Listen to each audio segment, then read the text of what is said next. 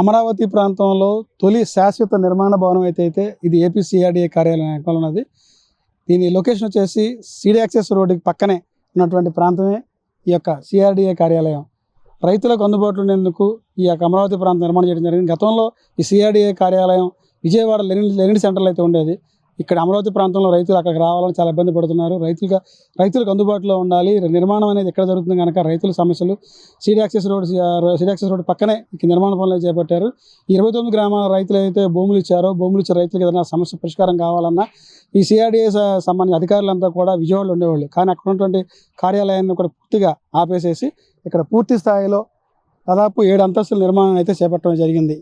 రాజధానికి సంబంధించినటువంటి AP CRDA కార్యాలయం ఇది. అమరావతి ప్రాంతంలో మొట్టమొదటి శాశ్వత నిర్మాణ భవనం ఏదంటే ఈ సిఆర్డీఏ కార్యాలయం చెప్పాలి. ఈ అమరావతి నిర్మాణానికి సంబంధించి కానీ ఇక్కడ ఉన్నటువంటి యాక్టివిటీస్ అనేది కూడా ఇక్కడ నుంచే పనులు అయితే జరుగుతున్నాయి. ఇక్కడ నుంచి యాక్టివిటీస్ అయితే జరుగుతాయి.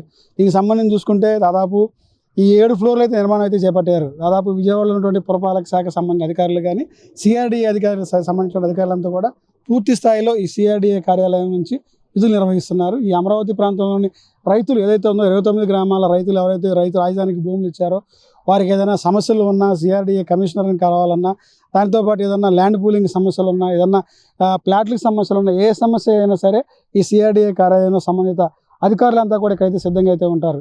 ఈ అమరావతి ప్రాంతంలో మొట్టమొదటి శాశ్వత బిల్డింగ్ ఏదైనా ఉందంటే ఇదే మొట్టమొదటి బిల్డింగ్ ఏపీ సిఆర్డీఏ కార్యాలయం.